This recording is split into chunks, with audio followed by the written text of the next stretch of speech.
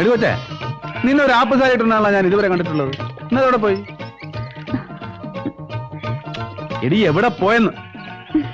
ഒരു പ്രായം കഴിഞ്ഞാൽ പെമ്പിള്ളേർ ഉടുപ്പ് കെട്ടി ശ്രദ്ധിക്കണം, ഇല്ലെങ്കിൽ ആണുങ്ങൾക്ക് പ്രലോഭനം ഉണ്ടാവും. അങ്ങനെ പ്രലോഭനം ഉണ്ടാവുമ്പോഴാണ് ഈ പെൺവാണിപ്പവും സ്ത്രീ പീഡനമൊക്കെ നടക്കുന്നത്.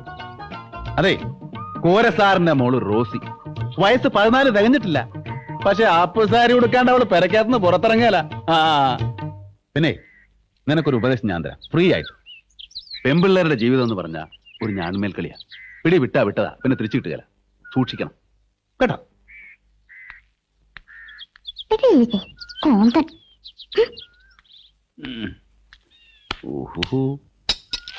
അയ്യോ,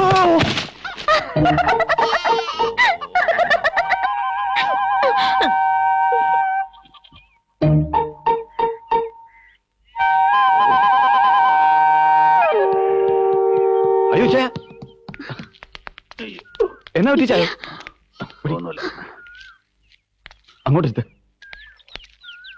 എന്നാ പറ്റിയതാ? അയ്യോ, ചോര വരുന്നുണ്ടല്ലോ. അയ്യോ, ഏതാണ്ടും കുത്തി കയറിയതാ. ഒത്തിരി മുറിഞ്ഞിട്ടുണ്ട്. എന്റെ കർത്താവേ, ഇയാൾ എങ്ങനെയാ വീണേ? അത് വല്യമ്മച്ചി, ജീവിതം എന്ന് പറയുന്നത് ഒരു ഞാണുമേ കളിയാ. ഞാണു പൊട്ടി, ആള് വീണു. മേരി, നീ പോയി ചേട്ടൻ ഷർട്ട് എടുത്തു പോവാ. എന്നാത്തിനാടാ?